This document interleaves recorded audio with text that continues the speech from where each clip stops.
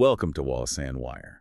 Today we're talking about Johor Democratic Action Party Socialist Youth's strong condemnation of UMNO Youth Chief Datuk Akmal Saleh, a political fight erupting at, well, a time of pretty severe national anxiety. Yeah, it's definitely more than just a political drama. It feels like a real clash over how things should be done policy-wise, especially when, the main focus really ought to be on that very sensitive issue. Which is the detention of Malaysian citizens detained by the Israeli military. Exactly. That should be front and center. But instead, we're seeing this major internal dispute, and it kind of reveals these deep fault lines within the unity government itself. Absolutely. And the Johor Democratic Action Party Socialist Youth, they really launched an aggressive attack. No apologies. Just straight pushback against Datuk Akmal Saleh, even calling him a low-class political hooligan. I mean, when you have coalition partners using language that sharp. Yeah, that signals something's really broken down, hasn't it? Trust seems to be eroding. And we know it kicked this all off, right? It was Akmal's own actions first. Right. He was in the U.S., and he released statements, I think, of video, too. Yes, and reportedly, it included this really direct inflammatory insult aimed at the Democratic Action Party Socialist Youth Chief. He apparently said, stupid is stupid. Wow. Okay, so that wasn't just criticism. That sounds like it was meant to provoke exactly this kind of, spectacular reaction. Okay, so let's unpack the main line of attack from the Democratic Action Party Socialist Youth leadership, because it really went for the jugular, questioning Akmal's sincerity. They threw down a gauntlet, didn't they? A really audacious one, challenged him directly. They basically said, hey, you're already in the U.S. If you really want to play the hero, you've come all this way. Well, why not surround the White House right now? Which is fascinating strategically. It's like they're trying to frame everything Akmal does as just political posturing. Meaning, they're suggesting he only makes noise where it's safe, back home. By daring him to protest somewhere like the White House, a symbol of Western power, they're essentially testing his nerve in a place where it might actually get international attention. And that feeds directly into their next critique, calling him just a Kampung Hero. Which is a loaded term politically, a calculated insult. The implication being he only dares to talk big, uses tough language for a local audience, but, well, avoids taking real action where it might actually count, like protesting Israeli policy outside a major foreign institution. Exactly. It frames that populist style as, maybe a bit unsophisticated, even provincial, when you're talking international relations. And that leads straight to their point about political etiquette. Right, because they defended their own leader's initial post. They insisted it wasn't aimed at anyone specific. Just a general call, they said, urging youth, don't add fuel to the fire, don't just seek heroism during a really sensitive crisis. So, their argument is that Akmal's explosive reaction was him jumping the gun, that he was, as they put it, rushing to fit the description. Pretty much. And by doing that and using vulgar language like stupid towards political colleagues, they argue he showed, poor political manners.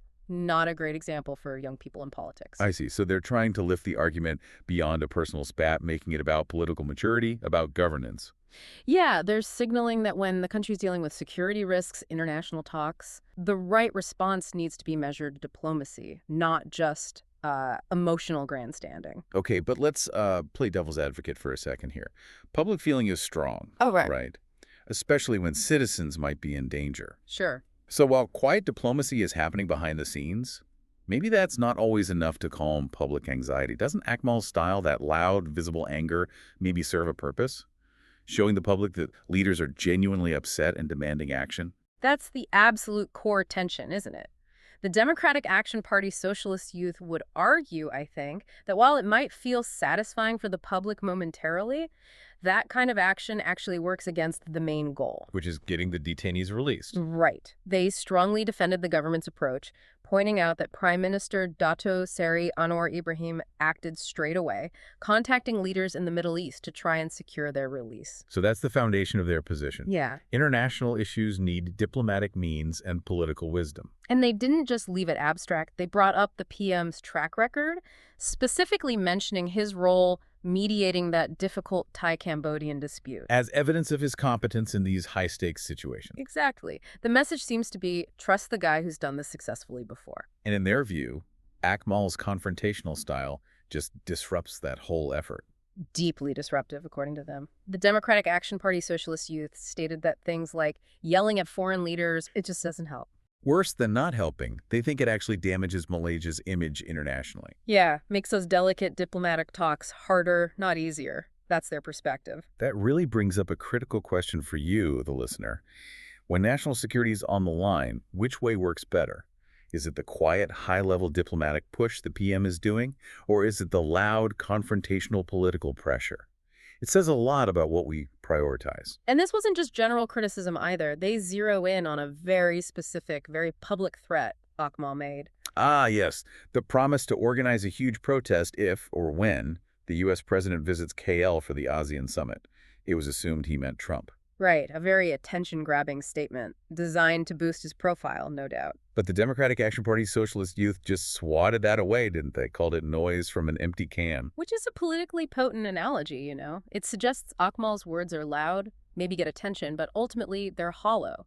No real substance or effect on the world stage, just a distraction from the official government work. So if the first part of their attack was about challenging his bravery, his sincerity, this second part is all about challenging his effectiveness, his actual strategy in a crisis Precisely. And then they tie it all back to his official position. within the government. Yes, the Democratic Action Party Socialist Youth issued this sort of mandate, reminding him he's not just the UMNO youth chief, he's part of the unity government. And that status comes with responsibility in their eyes. Absolutely.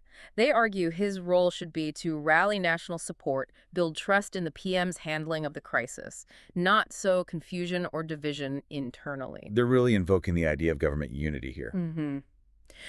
If you're in the ruling coalition, especially during a serious international event involving your own citizens, then undermining the PM's strategy or causing friction. Well, the Democratic Action Party Socialist Youth sees that as acting in bad faith.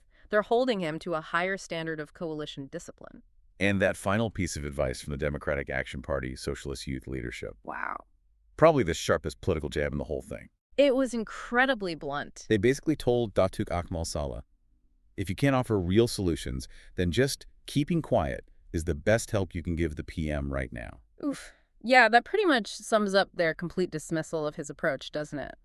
It forces us to really look at this major split in thinking within politics right now. How should Malaysia project strength internationally? Is it through that quiet competence focused on protecting citizens? Or is it by amplifying populist anger, maybe playing more to the home crowd? It feels like a choice between maybe effectiveness versus optics.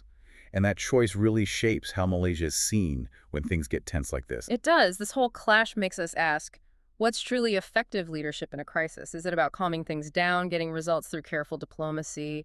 Or is it about channeling public anger for political gain, even if that risks making the actual rescue effort more complicated? That really is the big question hanging over all of this. Remember to like and subscribe for more videos like this.